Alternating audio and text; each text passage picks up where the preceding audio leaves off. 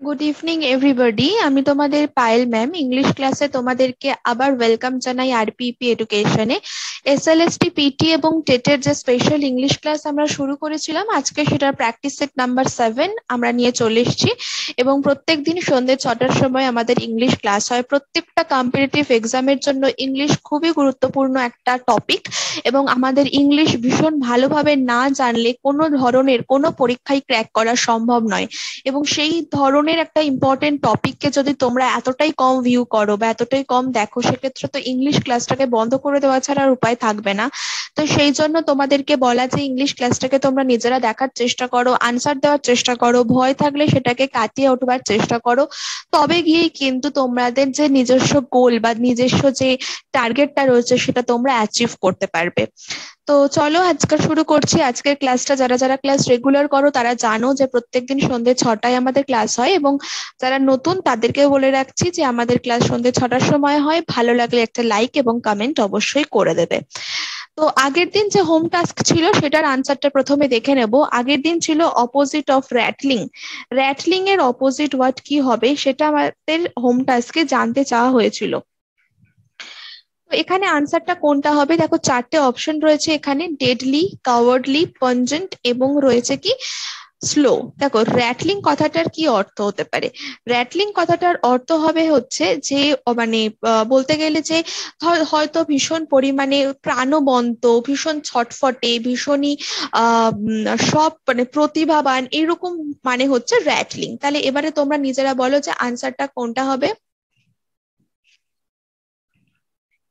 তো দেখো, এখানে যে আনসারটা আমাদের হবে সেটা হয়ে যাচ্ছে অপশন ডি, স্লো। ঠিক আছে, অপশন ডি স্লো হয়ে যাবে আনসার। কেননা যদি র্যাটলিং মানে প্রাণবন্ত হয়, যে ছটফটে সব সময় প্রাণবন্ত থাকে, ডেডলি তো হচ্ছে না, কাভার্ডলিও হবে না, কারণ প্রত্যেক দুটোই হচ্ছে মন। এটা ডেডলি যেরকম ব্যাপারটা রয়েছে একটা মারাত্মক ব্যাপার, কাভার্ডলি বলতে কাপুরুষতা বোঝানো হচ্ছে। পুঞ্জেন্ট মানে যেটা সেটা হচ্ছে তীক্ষ্ণ। পুঞ্জেন্ট কথাটার অর্থ হচ্ছে তীক্ষ্ণ, এবং স্লো কথাটার অর্থ হচ্ছে ধীরে। তো প্রাণবন্ত যদি কেউ হয় তার অপোজিট কিন্তু স্লো। তো অপশন ডি হবে সঠিক উত্তর। র্যাটলিং মিন্স হচ্ছে moving, proceeding or acting with great speed. আজকের ফার্স্ট কোয়েশ্চেন, কোয়েশ্চেন নাম্বার 1, আ সি চেঞ্জ। এটা কিন্তু একটা ইডিয়াম বা ফ্রেজ বলতে পারো। আ সি চেঞ্জ, আ সি চেঞ্জ কথাটার মানে কি? আ সি চেঞ্জ মানে আ ফাস্ট চেঞ্জ, আ র্যাডিক্যাল চেঞ্জ, আ নমিনাল চেঞ্জ, আ স্লো চেঞ্জ। দেখো, স্লো চেঞ্জ মানে খুব ধীরে একটা পরিবর্তন, নমিনাল মানে সামান্য একটা পরিবর্তন, র্যাডিক্যাল মানে আমূল পরিবর্তন, এবং ফাস্ট চেঞ্জ বলতে বোঝানো হচ্ছে খুব তাড়াতাড়ি বা দ্রুত পরিবর্তন। তো আ সি চেঞ্জ, সি যেহেতু সমুদ্র বোঝাচ্ছে, সমুদ্র অর্থাৎ একটা ভাস্ট জিনিস বোঝানো হচ্ছে, তো সেই ক্ষেত্রে আমরা বলবো আর র্যাডিক্যাল চেঞ্জ বা আমূল পরিবর্তন। অপশন বি হয়ে যাবে এখানে সঠিক উত্তরটা। Sea change means a substantial change in perspective, especially one which affects a group or society at large on a particular issue. প্রত্যেকটা ডিটেলে লিখে দেওয়া হয় শুধুমাত্র কিন্তু তোমাদের জন্য। কোয়েশ্চেন নাম্বার 2 তে আরেকটা ইডিয়াম বা ফ্রেজ রয়েছে, এ man of many parts. Man of many parts কি হবে? এ ম্যান অফ সুপিরিয়র এবিলিটি, অর্থাৎ একজন উচ্চতর ক্ষমতা সম্পন্ন মানুষকে কি বোঝানো হয় এটার দ্বারা? নাকি হাইলি রেসপন্সিবল ম্যানকে বোঝানো হচ্ছে যে ভীষণভাবে দায়িত্ববান, এ ওয়ার্কাহলিক পার্সন যে ভীষণ কাজ করতে ভালোবাসে, নাকি এ ম্যান অফ প্রিটেনশন যে ভীষণ ভান করে থাকে? তো আনসার দেখো হবে এ ম্যান অফ মেনি পার্টস মানে যার উচ্চতর ক্ষমতা সম্পন্ন একজন মানুষ, এ man of superior ability, a man with great ability in many different areas. বিভিন্ন খাতে তাদের একটা এবিলিটি রয়েছে, গ্রেট এবিলিটি, সেই জন্য তাকে a man of many parts বলা হয়। কোয়েশ্চেন নাম্বার 3 তে narration change. She said to her servant, সে তার সার্ভেন্টকে বলল, how silly and careless you are, তুমি কি বোকা এবং কেয়ারলেস। কি হবে এখানে আমাদের যদি এটাকে ডাইরেক্ট থেকে ইনডাইরেক্ট স্পিচে পরিণত করা যায়? তো দেখো এখানে আনসারটা কোনটা হবে। এখানে ABCD চারটে অপশন নিশ্চয়ই তোমরা পড়ে নিয়েছো। দেখো, she exclaimed with abhorrence that she was silly and careless. She exclaimed that her servant is silly and careless. She exclaimed that her servant was very silly and careless. She said that her servant was very silly and careless. দেখো এটা অবশ্যই একটা exclamation, তাই জন্য exclaimed হবে। তারপরে that her servant, এখানে is হবে না, এবং এখানে হি এর কথা তো মানে হি কোনো রকম ভাবে হতেও পারতো, কিন্তু এই যে অ্যাভরেন্স এটা আসবে না। কি হবে? Her servant was very silly and careless. How এর জন্য এখানে কিন্তু ভেরিটা অ্যাড করতে হয়েছে। Next question number 4, select the synonym of kindle. Kindle এর সিনোনিম কি? KINDLE। কিন্ডল মানে কিন্তু জ্বালানো, অর্থাৎ কোনো কিছু লাইটেন আপ করা। Knock, kick, ignite, gadget synonym বলা হয়েছে। নক মানে জানো, কিক মানেও জানো, ইগনাইট মানেটা কি? ইগনাইট মানেও সেম অ্যাজ জ্বালানো, এবং গ্যাজেট যেটা রয়েছে প্রত্যেকেই জানো, গ্যাজেট মানে বিভিন্ন ধরনের যন্ত্রাংশ, যন্ত্রপাতি, ইলেকট্রনিক্স এর। তো এখানে আনসারটা যেটা সিনোনিম সেটা হয়ে যাচ্ছে ইগনাইট। কিন্ডল মানে set something on fire, ignite মানে catch fire or cause to catch fire. 5 নম্বরে select the antonym of squeal. Squeal মানে হচ্ছে একটা চিৎকার, এক ধরনের তীক্ষ্ণ চিৎকারকে বলা হয় স্কুইল। দেখো চিৎকারের জন্য এখানে অ্যান্টোনিম চেয়েছে। এবারে আমি তোমাদেরকে বলে রাখি, এই যে স্ক্রিচ, শ্রিক এবং ইয়প, এই যে তিনটে দেখতে পাচ্ছ, এই তিনটে মানেও কিন্তু সেম অ্যাজ চিৎকার। এক ধরনের তীক্ষ্ণ চিৎকার বলা যেতে পারে, কর্কশ চিৎকার বলা যেতে পারে, এগুলোর মানেই হচ্ছে স্ক্রিচ, শ্রিক, ইয়প। কিন্তু আনসারটা যেটা আমাদের অ্যান্টোনিম সেটা কিন্তু ট্র্যাঙ্কুইল। ট্র্যাঙ্কুইল মানে কি? ট্র্যাঙ্কুইল মানে একটা শান্ত পরিবেশ, শান্ত আর একটা জায়গা বা সেটা কোনো ধরনের শান্ত জিনিস বোঝাতে ট্র্যাঙ্কুইল বলা হয়। দেখো সিকুয়েল মানে হচ্ছে long, high pitched cry or noise. Tranquil কি? Free from disturbance or calm. তাহলে screech, shriek and yelp are synonyms to squeal. Next question number 6 এ রয়েছে রিঅ্যারেঞ্জমেন্ট। একটা অ্যারেঞ্জ করতে হবে আমাদের এই সেন্টেন্সটাকে সঠিকভাবে। In India remain shockingly high despite stunting in the last decade, the impressive reduction in aggregate levels of undernutrition. কোনটা এখানে সঠিক উত্তর? কিভাবে আমরা এটাকে সাজাতে পারি? দেখো এইভাবে আমরা এটাকে বলবো, aggregate levels of undernutrition in India remain shockingly high despite, তারপরে কি হবে? The impressive reduction in stunting in the last decade. তাহলে এখানে আমাদের প্যাটার্নটা হবে SPR then Q, অর্থাৎ গত দশকে স্টান্টিং এ যে চিত্রাকর্ষক হ্রাসের সত্ত্বেও ভারতের কম পুষ্টির সামগ্রিক মাত্রা কিন্তু চমকপ্রদ উচ্চ বা হাই কিন্তু রয়ে গেছে। ঠিক আছে, চলো নেক্সট কোয়েশ্চেন 7 রয়েছে, I shall call your name as many Times as I wish. এটা আছে ভয়েস চেঞ্জ। আমি তোমার নাম ধরে ডাকবো যতবার ইচ্ছা আমার মন করবে, বা যতবার আমার ইচ্ছা আমি তোমার নাম ধরে ডাকবো। তো এখানে কি হবে? এটাকে যদি ভয়েস চেঞ্জ করি আনসার হবে your name will be called, যেহেতু এটা ফিউচারে রয়েছে, will be called by me as many times as it is wished by me. as I wish কে আমরা আবার চেঞ্জ করলাম as it is wished by me. rapture এর antonym কি হবে? Select the antonym of rapture. rapture কি? rapture মানে very much happiness বা পরম আনন্দ, পরম আনন্দ, ভীষণ পরিমাণে আনন্দ, জয়, হ্যাপিনেস কে বলা হয়। বোরডম মানে তো জানোই যে একঘেয়েমিকে বোঝানো হয়, বিষণ্ণতা। এক্সটেসি কি? এক্সটেসি মানেও কিন্তু সেম অ্যাজ পরমানন্দ, উচ্ছ্বাস। র‍্যাপসোডি মানে কি? র‍্যাপসোডি মানে কিন্তু মহাকাব্য, র‍্যাপসোডি মানে মহাকাব্য। এবং ইলেশন যেটা রয়েছে, ইলেশন মানেও হচ্ছে উচ্ছ্বাস, মানে আনন্দ, এই ধরনের, মানে কাছাকাছি বলতে পারো। তো এখানে আনসার কোনটা হবে? বোরডম হবে, কারণ বোরডম মানে একঘেয়েমি বা বিষণ্ণতা। Rapture হচ্ছে feeling of intense pleasure or joy, boredom the state of feeling bored. Next question 9. A word which can be interpreted in any way, one word substitution. একটা শব্দ যেটা যে কোনো উপায়তেই ব্যাখ্যা করা যায়, এক্সপ্লেইন করা যায়। কি বলবো? কনফিউজিং, কনফিউজিং মানে বিভ্রান্তিকর। মিসনোমার মানে অসার্থক নাম বা মিথ্যা নাম বা অপ্রকৃত নাম।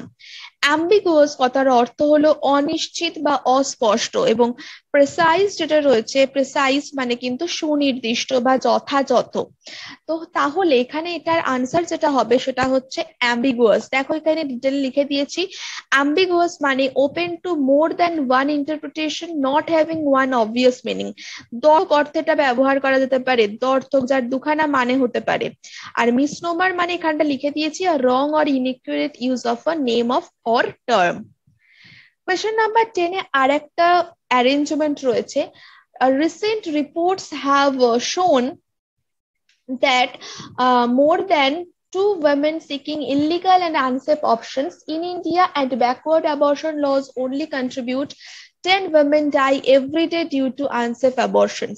তো দেখো এটা আমি সাজিয়ে আনসারটা যেটা হবে সেটা হচ্ছে রিসেন্ট রিপোর্টস হ্যাভ শোন দ্যাট, মানে সম্প্রতি যে রিপোর্টটা করা হয়েছে সেটা দেখিয়েছে যে মোর দ্যান 10 women, 10 জনেরও বেশি women প্রত্যেকদিন মারা যাচ্ছে due to unsafe abortion. Unsafe অ্যাবর্শনের জন্য, কেননা in India and backward abortion laws only contribute, ভারতে ব্যাকওয়ার্ড যে অ্যাবর্শন লজ গুলো সেগুলো কি কন্ট্রিবিউট করছে? ওয়েমেনদের seeking illegal and unsafe option, illegal এবং আনসেফ অপশন গুলো কি তাদেরকে সিক করার জন্য কিন্তু আরো বেশি ঠেলে দিচ্ছে। তো এখানে আনসারটা কিন্তু ডি হয়ে যাবে। Select the synonym of Lord, LAUD, Lord কথার অর্থ প্রশংসা করা। এবারে তোমরা দেখো খুব সহজেই কিন্তু আনসার বলে দেবে। প্রশংসা, প্রেইজ, এমপ্যাথিক, রাউডি, বয়েস্টেরাস। বয়েস্টেরাস মানে হচ্ছে হইচই পূর্ণ, ভীষণভাবে হইচই বা কোলাহল পূর্ণ হচ্ছে বয়েস্টেরাস। রাউডি, প্রত্যেকের রাউডি রাঠোর বইটার নাম নিশ্চয়ই শুনেছো, মুভিটার নাম। এটার মানেও হইচই পূর্ণ বা উচ্ছৃঙ্খল। এমপ্যাথিক যেটা, সেটার মানে জোর খাটানো। এবং প্রেইজ অর্থাৎ প্রশংসা, তাহলে অপশন এ প্রেইজ হবে সঠিক আনসার। লর্ড হচ্ছে praise a person on their achievements highly. 12 A error correction রয়েছে, খুব মন দিয়ে দেখবে। এরর কারেকশন যে কোনো পরীক্ষার জন্য খুব ভাইটাল, কিন্তু এরর কারেকশন রয়েছে। The boy's parents were surprised that he would excel with athletics since neither of them played sports in school. তার ছেলেটার বাবা মা ভীষণভাবে অবাক হয়ে গেছে এইটা দেখে যে তার ছেলে বা তাদের ছেলে অ্যাথলেটিক্সে এত ভালো আয়ত্ত করেছে বা ভালো করেছে, কারণ তাদের মধ্যে কেউই স্কুলে স্পোর্টসে ভালো ছিল না। তো এখানে যে ভুলটা রয়েছে সেটা আমাদের বিতে রয়েছে, কারণ এক্সেল এর পরে কখনো উইথ বসে না। এক্সেল এর পর যে প্রিপোজিশনটা এখানে বসবে সেটা হচ্ছে ইন, অর্থাৎ অপশন বি এখানে right answer. Replace excel with by excel in, কারণ excel in something is the correct prepositional usage. Excel in হবে সঠিক টার্মটা। Next question number 13. The center's latest attempt to curb unregulated deposit schemes through an ordinance reflects a timely recognition of the need for greater legal protection. তো এখানে যেটা বলছে মানেটা বলে দিচ্ছি। একটা ওদেশের মাধ্যমে কি হচ্ছে যে অনিয়ন্ত্রিত যে আমানতের স্কিমগুলোকে সেগুলোকে রোধ করার জন্য কেন্দ্রের সর্বশেষ প্রচেষ্টার বৃহত্তর আইনি সুরক্ষার প্রয়োজনের সময় মতো স্বীকৃতি প্রতিফলিত করে। তো এখানে দেখো যে পুরো সেন্টেন্সটা পড়লাম, সেন্টেন্সটা ইনডিড একটু টাফ মানেটা বোঝা। তো এই ধরনের কোয়েশ্চেন গুলো যদি তোমরা WBCS বা MTS যারা দিতে চলেছো তাদের জন্য, তো এই ধরনের কোয়েশ্চেনের আনসারটা মানে একটু মানেটা বুঝতে প্রবলেম হলেও এখানে কিন্তু কোনো এরর নেই। So the answer will be no error. Next chalo question number 14. The court ruled he could not be held personally liable to his wife's debts. অর্থাৎ কি বলছে, আদালত এটা রায় দিয়েছে যে তার স্ত্রীর ঋণের জন্য ব্যক্তিগতভাবে তাকে দায়ী করা যাবে না। তো এখানে যে মানে আমরা সেন্টেন্সটা পড়লাম, এখানেও কিন্তু আমাদের যে ভুলটা সেটা কিন্তু প্রিপোজিশনে, অর্থাৎ অপশন বি তে। দেখো লায়াবেল এর পরে লায়াবেল টু হবে না, লায়াবেল এর পরে হয়ে যাবে ফর, লায়াবেল ফর। দেখো replace liable to with liable for, correct prepositional usage হচ্ছে liable for payment, while liable to হচ্ছে error. Clear? Next question number 15, with a view to help the third world countries, the IMF and the World Bank keep sending their experts to different regions of the world. Third world countries দেরকে help করার জন্য IMF এবং world bank কাদেরকে send করছে? এক্সপার্টসদের। কোথায় send করছে? Different রিজিয়নসে পৃথিবীর। তো এখানে দেখো এই যে পুরো সেন্টেন্সটা রয়েছে, এই সেন্টেন্সটার মধ্যে কিন্তু ভুল রয়েছে প্রথম পার্টটাতে, with a view to help. এই যে উইথ আ ভিউ রয়েছে, এরপরে টু এর পরে হেল্প বসবে না, এখানে আইএনজি ফর্ম অর্থাৎ জেডেন ফর্ম বসবে, অর্থাৎ হেল্পিং হবে। হেল্প উইথ হেল্পিং, এখানে রিপ্লেস করতে হবে হেল্পকে হেল্পিং দিয়ে as with a view two, এরপরে জেডেন ফর্ম বসে যেটা হচ্ছে ভার্বের ফার্স্ট ফর্মের সঙ্গে ING. Very important question, very important rule, mark it very important. Next 16, some people get used to changes very easily than others do. কিছু কিছু মানুষ খুব তাড়াতাড়ি পরিবর্তন হয়ে যেতে পারে বা সহজে পরিবর্তন হয়ে যেতে পারে অন্যদের তুলনায় বা অন্যদের থেকে। তো দেখো এখানে যে ভেরিটা রয়েছে, এই ভেরিটা না হয়ে এখানে মোর ইউজ করতে হবে। কি ইউজ করব আমরা? মোর, চেঞ্জেস মোর ইজিলি, অর্থাৎ তাদের থেকে আরো বেশি তাড়াতাড়ি বা বেশি মানে চেঞ্জ হয়ে যায়। এই যে দ্যান রয়েছে তার আগে আমাদের কম্পারেটিভ ডিগ্রি বসাতে হবে। ভেরিটাকে রিপ্লেস করবো মোর দিয়ে। There is a sense of comparison in the sentence which implies the usage of more easily than instead of very easily. 17, voice change. Narration change. Vicky said, I clean my teeth daily.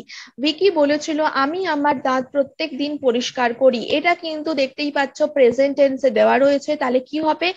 Vicky said that he cleans his teeth daily, যেহেতু এটা প্রত্যেক দিনের নিত্য ঘটনা তাই জন্য এখানে ক্লিনস হয়ে গেল। Question number 18, I said my grandfather snored throughout the night. আমি বলেছিলাম আমার গ্র্যান্ডফাদার সারা রাত ধরে স্নোর করেছিল বা নাক ডেকেছিল। তো স্নোর এর জন্য এখানে দেখো সিম্পল পাস্ট, তো অবশ্যই একটা হ্যাড বসবে। তো I said that my grandfather had snored throughout the night. I said that my grandfather, এখানে দেখো দ্যাট ছিল না তাই জন্য এটা কিন্তু হয়নি। আর এখানে হ্যাড নেই, আর এখানে হ্যাড বিন রয়েছে, তাই এটাও কিন্তু হবে না। Question number 19, he said I bought an iPhone 6 yesterday. সে বলেছিল আমি গতকাল একটা আইফোন 6 কিনেছিলাম।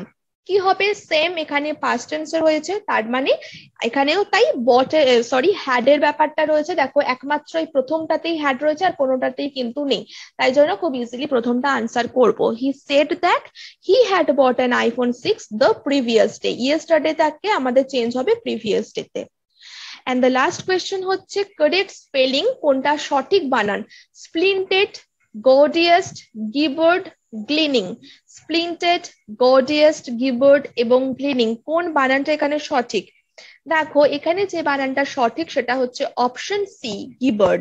গিবার্ড মানে হচ্ছে অর্থহীন আওয়াজ করা বা ফাঁকা আওয়াজ দেওয়া, তাকে বলা হচ্ছে গিবার্ড। তো this spelling is correctly spelled, তো অপশন সি হবে সঠিক আনসার।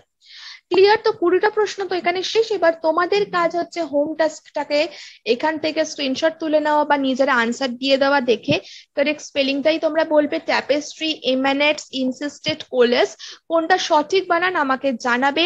পরের দিন আমি এটার আনসারটা অবশ্যই তোমাদেরকে জানিয়ে দেবো। বেশি করে শেয়ার করো ইংলিশ ক্লাসটাকে, যদি না চাও ইংলিশ ক্লাসটা বন্ধ হয়ে যায়, কারণ তোমাদের ভিউজ, তোমাদের রেসপন্সই কিন্তু আমাদের ক্লাসটাকে চালিয়ে যেতে সাহায্য করবে। প্রত্যেকে ভালো থেকো, বাই।